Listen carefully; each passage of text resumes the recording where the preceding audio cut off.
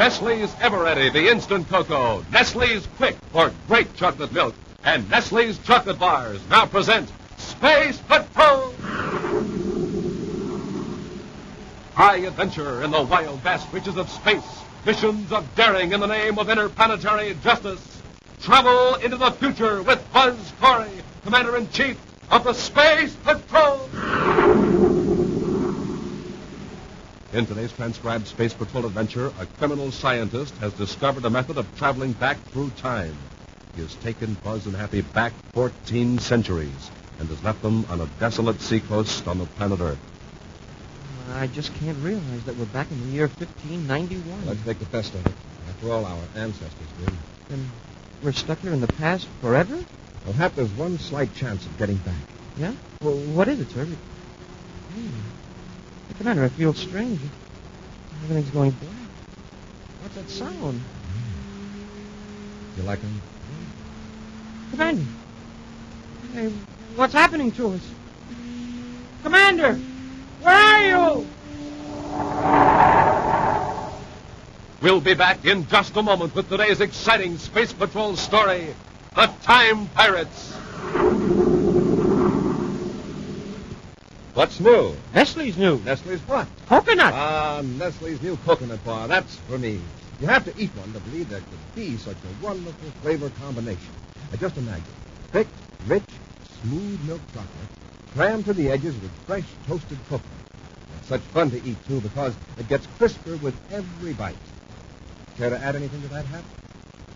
Hap, Cadet Happy, will you please answer? Oh, well, golly, Commander, I'm sorry. You know what happens to me when you start talking about Nestle's new coconut bar? I just close my eyes and leave this planet.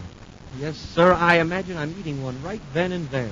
I can just taste that sensational, creamy, rich chocolate and all that super coconut. It's so crisp, so delicious, so... Oops, there I go. Well, that's the way it is, Commander. And there's only one cure for it. Oh, and what might that be? Oh, I just got to eat a Nestle's coconut bar, of course. Well, that seems like a good idea. For you, for me, for all space patrollers, too. Gang, why don't you find out for yourselves? Treat yourself to a brand new coconut bar. You'll really go for it. Everybody goes for Nestle's, Commander. Wonderful milk chocolate, almond chocolate, and crunchy crunch bars. And naturally, the new coconut bar in the red and cream-colored wrapper. Smoking rockets, Nestle's certainly makes the very best chocolate. And now, today's Space Patrol adventure, The Time Pirates. Roaring toward the outer reaches of the solar system, a spaceship arcs over the Neptune orbit, its blazing rockets thrusting it onward at an ever-increasing pace. Far behind it, drawing slowly nearer, is the Sci-Fi. Commander Corey and Cadet Happy, their minds and bodies aching under the strain of several G's acceleration, relentlessly follow the blurred circle of flame from the rockets of the fleeing ship. We're nearly up to star drive velocity. If they cut over into hyperspace, we'll never get them. Scarno's taking an awful chance because into hyperspace in that ship. I'd better warn him. He's ignored all your other warnings, sir. He's had a fair chance to escape. Maybe you'll listen to reason now. Commander Corey aboard Terra 5, calling Ryland Scarno aboard Star Drive Cruiser JS-14. Corey to Scarno. Scarno, this is urgent. Acknowledge. Someone calling the great Dr. Scarno? Scarno, listen. Cut your rockets and surrender. Now, Commander, why should I do that? My ship is nearly up to star drive velocity. You're taking an awful chance, Scarno. That ship's in bad shape, mechanically and electronically. I knew that when I stole it from Jupiter City Spaceport. Your hyperspace transition effector is probably out of alignment. When you cut into star drive, there's no telling what'll happen to you. One thing is sure. You won't be able to follow. You may think the ship's worth stealing, but is it worth risking your life for? You forget that I'm an expert on hyperspace theory and star drive mechanisms. If you don't value your own life, think of that man with you. Glomer has already made his choice. Is that right, Hugo? Yeah, I'm speaking with Dr. Scarno. You heard Glomer. Goodbye, Commander. We're kicking into star drive. Scarno, wait. Scarno. That's no use, sir. Look, the ship vanished. Scarno's in hyperspace. Yes, he got away. But sooner or later, we'll have to return to the solar system. Provided it can be. You'll go back to Terra and alert all units from Mercury to Pluto to watch for it.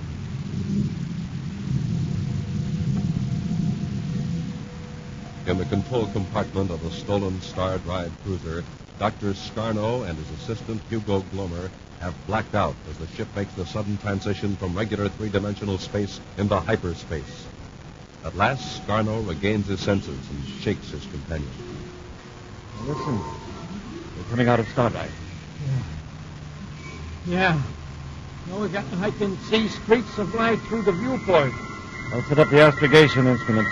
We should emerge about 30 billion DUs beyond Pluto.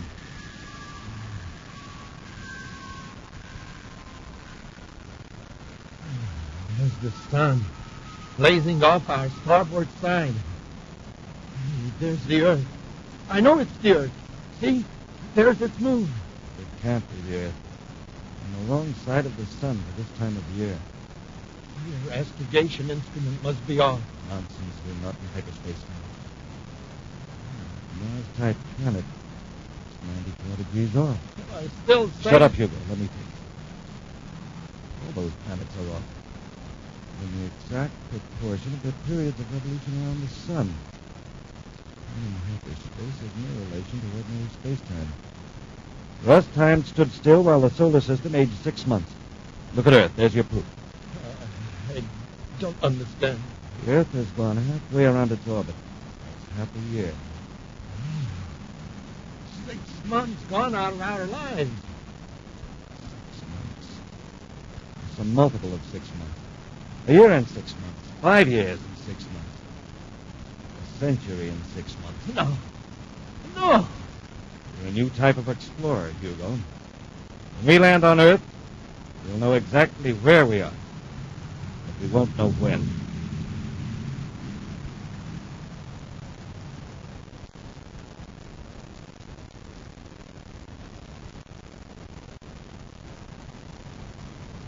There's no doubt about it now, Hugo. It's Earth, all right. The landmass is the Florida Peninsula. But the city, what happened to the city? And there are no farms, no spaceports, just forest and wilderness. We'll know the answer after we land. I've examined the settings on the hyperspace computer. I think I know what went wrong. The circuit to control the time coordinates are out of alignment. Can you fix them? Yes, I think so. Oh, there's where we'll land. Near the mouth of that river. I'm all confused. Tell me what's going on. Later, Hugo. Just keep your head and trust me.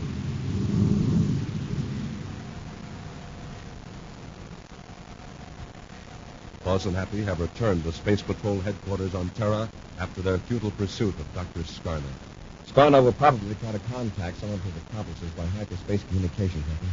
Our monitoring stations will notify us if any unidentified signals are picked up. Yeah, but we can't get a fix on Scarno from the hyperspace signal. And it'll probably be in code, too. You know he's alive. We may be able to locate his Confederates and set a trap. I've already got a line on one likely suspect. Who, sir? Scarno has had dealings with a Phil Bristol, who operates a small private spaceport in the Andes Mountains in South America, on the planet Earth. It's a good hideout, all right. This tie-in of Bristol with Dr. Scarno may be the break we need. First, we know that Scarno has given a spaceport for repairs. And it does need repairs. Yes, immediately. In fact, Scarno may have set a hyperspace vector for Earth when he cut into Star Drive. Well, he may be at Bristol Spaceport right now repairing the Star Drive controls. He isn't. There's a good chance he'll show up there very soon. Happy we're blasting off to Earth to check up on Mr. Bristol. Meantime, Dr. Scarno and Hugo Glomer have landed their ship near the mouth of a river. Carrying empty water containers, they climb a grassy knoll that slopes down toward the sandy beach a quarter of a mile away. Look, Doc. I kept quiet all the time you were working on a hyperspace computer. Now, will you tell me what year we're in? I don't know whether your mind could stand the shock, Hugo. But first, let me assure you I've repaired the computer and the control mechanism. We can return to our proper period of time whenever we choose. All right. Let's have it. Remember you asked what happened to the cities of North America? They have not been destroyed. They have not yet been built. They are now in the latter part of the 16th century. We've gone back into the past? More than 1,400 years back. From the 30th century back to about 1591. But can we return? Are you sure you can get us back to the 30th century? What's the rush? We're safe here. Amanda Clory hasn't been born yet, and won't be for 14 centuries. Between the river, the sea, and those woods over there, we'll find plenty of fish and game to eat. Dr. Scarno, I... Hugo. Get down. No. They're running toward the beach. Coming down the river? No, from the sea. Must be a ship out there. Why didn't we see it when we came in for a landing? Looking down 3 hours. Ship may have been hidden in the cove. Those men, what did they look like? What is it? They're dragging the rowboat out on the sand. See their ship. It's down the beach. The rest of it is hidden by a big rock. Raise your head a little, Hugo, and you can see. Sailing ship. Naturally. Steamships won't be invented for more than 200 years. It's a Spanish galleon, Hugo. Spanish galleon. Now, do you believe this is 1591? Could be a dream. It's real, all right. There's men climbing out of the rowboat now. They're carrying something heavy. A big box of some kind. Some shovels. Any of the binoculars? No. Hugo, they're pirates. They're burying their loot. Treasure they've stolen from other ships. They're burying it here. Us. Doc, you're talking awfully strange. Well, what will they do? Then we'll go back to the ship and sail away. We'll dig it up. What good is it going to do us? Don't you see? We'll take it back to the 30th century. The pirate treasure will solve all our financial problems. We'll pay Phil Bristol to help us fix up the spaceship. We're rich. We're rich. Elsewhere, Buzz and Happy are now at the remote spaceport operated by Phil Bristol in the Andes Mountains. They've been questioning Bristol for some time with no results. No, Commander, I haven't heard anything from old Doc Scarno for more than a year. Frankly, that suits me fine. I don't want to get involved in any of his deals. I see. And what about his pal, Hugo Blomer? Homer? I've heard of him. Now, look, Commander, I can't imagine why you came here. This spaceport's strictly on the up and up. I'd pick up a few emergency jobs, all legitimate. Well, Bristol, we'd like to look around a bit. What's in that hangar over there at the south end of the port? Oh, just an old hulk, waiting for repairs. Cadet and I'll take a look at it. It's nothing to see, believe me. What's the matter, Bristol? Something out there you don't want us to see? Why, no, of course not. It's We'll take just... care of them, Bristol. Get your hands up. Both of you. But the Scarno. Yes, Commander. Bristol, take their weapons. I don't want them to give Hugo an excuse to shoot them. Okay, Scarno. But why not shoot him? We can't let him go. I have other plans. We'll dispose of them permanently, and yet we won't harm them a bit. Remember those gold pieces I showed you? Spanish coins? What about it? We'll take Corey and the cadet back where we got the treasure and leave them there. Come on, gentlemen. Where are you taking us, Scarno? Oh, you like it? The sun is warm and the sea is beautiful. And someday a ship may come along and take you aboard. And then we'll be right back on your trail, Scarno. No, you won't. The ship, if any, will be a Spanish galleon. Galleon? I'll be safe to be forever. We're going back 1,400 years. Being marooned, Corey, like the ancient pirates marooned their enemies. Marooned in time. We'll return to Space Patrol in just a moment. Say, do you recognize this sound? Why, that's somebody drinking Nestle's Quick, Captain Toothfell. How can you be so sure, Tony? Easy. A drink has to be awful good to drink it down to the very last bubble like that. And Nestle's Quick sure is. Why, it's so rich and chocolatey, it tastes just like those wonderful Nestle's chocolate bars. Well, I follow you there. Now, if a drink is hard to make, you usually drink it kind of slow, so it'll last longer. But that sound was somebody drinking fast. And on account of you can make yourself a glass of Nestle's Quick so fast, you'd start all over again. Us kids don't mind drinking it down in a hurry. So it had to be Nestle's Quick. Tony, you're absolutely right. Nestle's Quick is so quick. In fact, it makes itself. You just pour out your glass of cold milk. That's right, the milk comes first. Then add 2 teaspoons of rich Nestle's Quick, and down it goes, mixing all the way. You just give it a little swish with your spoon, and it's ready to drink. There's one more reason, Captain. Oh, what's that? Well, I've made that sound so many times myself, I know it by heart. Want me to show you? Shoot. Okay. I'll make my glass of quick. Just add 2 spoonfuls to my glass of milk. Now once around with the spoon, in with the straws, and here goes.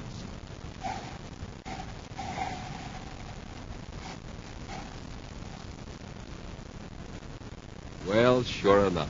That's the happy drinking you get only when you get delicious Nestle's Quick in the bright brown and yellow can. Try some right away. Quick makes milk taste like a million. You'll see. That's Nestle's Quick. And now, back to our Space Patrol adventure, the Time Pirates.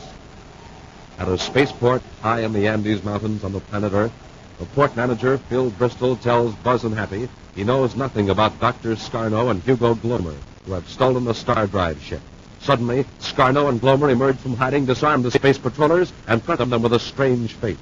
Buzz and Happy are to be taken back 1,400 years in time and left on a deserted coast of America in the late 16th century.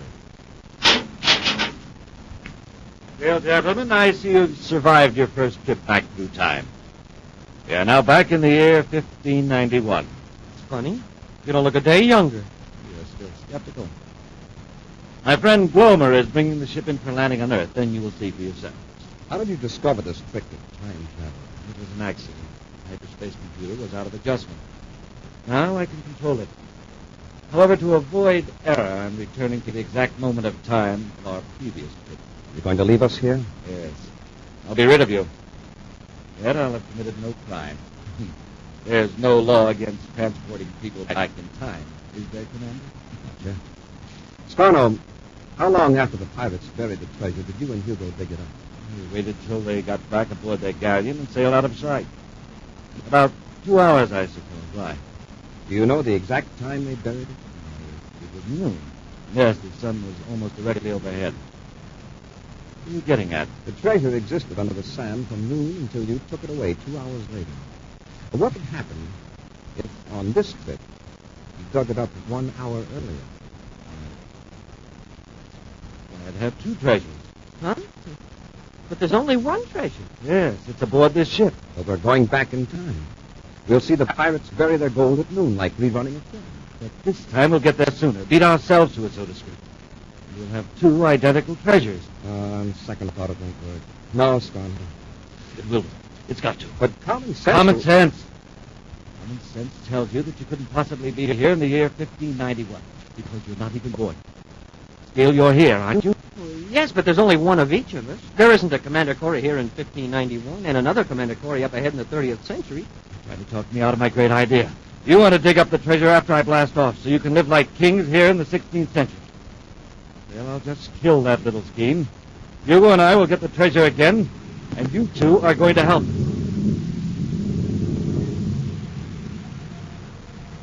Dr. Scarno carefully repeats the exact landing procedure of his previous trip to the year 1591.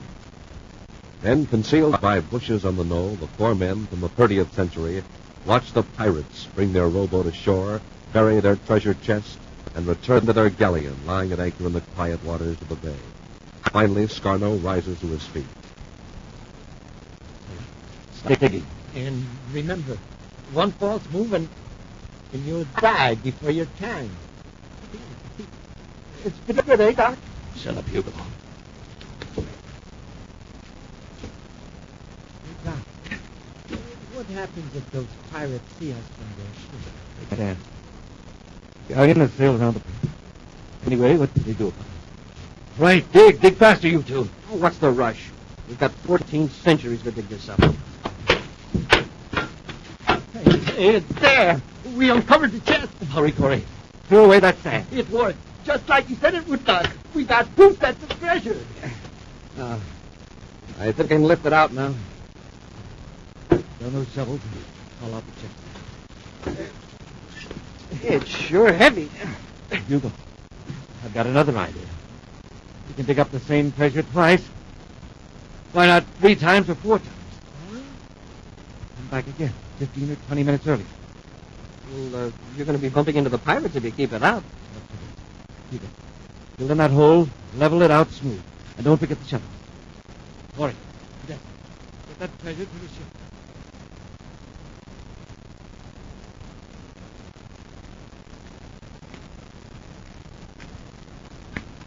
Hugo, unlock compartment 2. Put the chest in there with the other one. Well, hurry up. This thing isn't getting any lighter. Okay. All right, Corey. Take the chest in the compartment and set it down by the other treasure. Whoa. Hey, what other treasure? Doc, look. The other chest is gone. What? That's impossible. Only you and I have the keys to this compartment. Hugo, what are you trying to pull? What do you mean? What am I trying to pull? Are you accusing me of stealing the gold? You didn't do it. Who did? I've got a notion that... Don't move, Corey. Still got you covered. Hugo, listen. Corey has just been waiting for us to get into a private scrap so he and the cadet can jump us.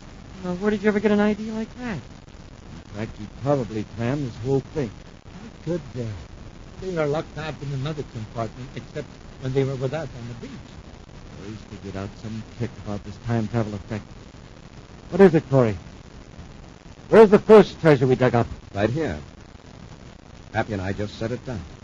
It's the second chest. Look, one object can't be in two places in the same instant. The instant the ship returned to the year 1591, the treasure vanished from the compartment. And this time we dug up the same chest as before. Only half an hour sooner, that's it. Of course, if you took the chest ahead to the 30th century and left it there, and then came back. You got it. See, Scarno? Our spaceship is a time machine. If the gold isn't in the time machine, it couldn't return to 1591. It would stay in the future with Bristol. It's a possibility, Scarno. It's worth trying. If you thought this up so we take you back to the 30th century, you're mistaken. Corey, you and the cadet are staying here. Hugo, get them out of the ship. We're blasting off. Left behind on the desolate coast in the year 1591, Buzz and Happy watched the ship blast off into space on its strange journey into the future. Accepting their situation bravely, Buzz suggests they explore their surrounding and search for food. Right now, several hours later, the space patrollers walk along the wet sand of the water's edge. Since we haven't any weapons to hunt with, our best bet is to try to dig up some clams. Yeah. Looks like there are a couple of Robinson Crusoes over here. Let's try this spot. Let's start digging, Hap. Why are you watching the sky? Oh, I'm looking for Scarno's ship. He ought to be back by now. Yeah, returned here and blasted off again, Corey. Wouldn't we have seen him? Hap, when he returns, he'll have set his time selector to about noon of this day in 1591. To us, it's now 4 hours later. The arrival of the pirates, Scarno's return, both events are past history for us. I just can't realize that we're back in 1591. We'll have to get used to it. Let's make the best of it. After all, our ancestors did. Then we're stuck here in the past forever? Not the past now. It's our present. However, there's one possibility, one slight chance of getting back to the future. Yeah? Hey, Commander, would you explain? Everything's going correct. What's that sound?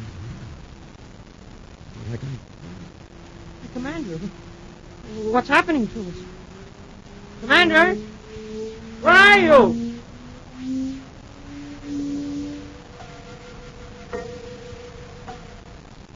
As Scarno lands his spaceship in the now familiar hollow between the low rolling hills, the sun is high overhead. The Spanish galleon rolls gently at anchor in the bay, its pirate crew unaware that pirates of the future are waiting to steal their plunder. All right, Hugo, get the shovels out of the tool compartment. Okay, Doc. What time did we hit the beach this trip? 1 hour and 15 minutes past noon.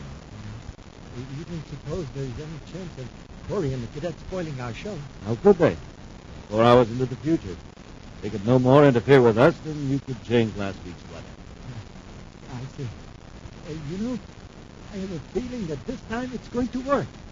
The treasure we left with Bristol will stay in the 30th century. Now, we dig up the duplicate the pirates are about to bury. And we have 2 treasures. Yes, I know. I'll get the shovels. Get Scarno, Happy. I'll handle Hugo. Yes, sir.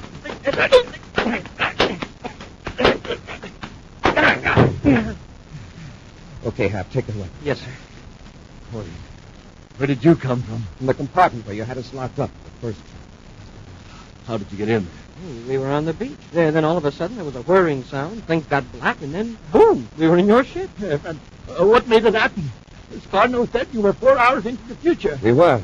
But our existence in the year 1591 first began when your ship emerged from hyperspace, when you first brought us here. In that instant of time, we were in the ship. So when we returned to that instant, we returned too. Yeah, only this time the compartment door wasn't locked. Should have shot you before he blasted him. That wouldn't have helped you. We were part of the space-time equation for this instant of the year 1591. Sure. As far as the 30th century is concerned, those pirates have been dead for hundreds of years. And yet, when you tune in on this day in 1591, there they are, real as life. On your feet, Scarno. You're returning to the 30th century to get your pal Bristol. Under Commander Corey's watchful eye, Scarno sets the hyperspace vector for a return to the 30th century. Landing at the spaceport in the Andes, Buzz leaves Happy in the ship to guard the two prisoners while he goes after Bristol. Now, just relax, boys. You'll have company in a few minutes. It's all your fault, Scarno. You were so smart. Look, Hugo, we're still in good shape. So we'll go to a criminal rehabilitation center for a while. When we come out, we'll still have the treasure we left with Bristol. Yeah? Will Corey let us have it? We'll have to. Pirates buried it, and we dug it up. True owners have been dead for centuries. It's ours by right of discovery. Oh, Commander, did you find Bristol? No, Happy's gone. And so is his ship. The treasure. What about the treasure? I checked the hiding place you told me about. It's gone. From Bristol? He's double-crossed us. Now, don't worry about him. I'll find him. It'll be easy. Easy? Do you know where he's gone? No, but I know how to find out. How, sir? I'll tell you later, Hap. When they get these two characters back to Terra. Bristol, he's nothing but A pirate? Yes. That's a low-down pirate. An action preview of next week's exciting Space Patrol adventure in just a moment. Say, Space Patrollers, now's the time for a quick me-up. Know what that is? It's a pick-me-up with Nestle's Quick. Yes, sir, when a fellow's throat wants something cool and smooth, Quick. Have some Quick. Quick is Nestle's wonderful chocolate powder that makes milk taste like a million. In fact, it turns out chocolate milk with the same sensational flavor as your favorite Nestle's chocolate bar. That's real terrific chocolate. Rich, smooth, and plenty delicious. And Nestle's Quick is such a cinch because it practically makes itself. After you pour yourself a glass of milk, just add 2 spoonfuls of Quick. It starts to mix itself, and you just pump it along with a little stir. Then taste it. See if you don't agree with all us Space Patrollers. There's nothing like a delicious Quick Me-Up. Ask Mom to get you some Nestle's Quick in the brown and yellow can. And now, a preview of next week's exciting Space Patrol adventure. Buzz and Happy have entered a laboratory on the planet Mars to capture a criminal. With ray guns drawn, they advance toward their foe, who suddenly darts behind a high-frequency generator. He's trying to get out the door, Commander. After him, Hap, before he gets away. Yes, sir. I can't move. We're in a high-voltage field. Throw down your gun. I can't. Be with us again next week for the thrilling Space Patrol story, Voyage to the Future. Space Patrol, created by Mike Moser, starring Ed Kemmer as Commander Corey and Len Osborne as Cadet Happy, was written by Lou Houston, produced and directed by Larry Robertson, executive producer Helen Moser. Other players were Ken Mayer, Norman Jolly, Bela Kovac, and Tony Sides. Dick Dufeld speaking. This week's Space Patrol was brought to you by Nestle's Eveready, the instant cocoa, Nestle's Quick for great chocolate milk, and famous Nestle's chocolate bars. This program is broadcast for Armed Forces overseas through the worldwide facilities of the Armed Forces Radio Service. Space Patrol came to you transcribed from Hollywood. This is ABC Radio Network.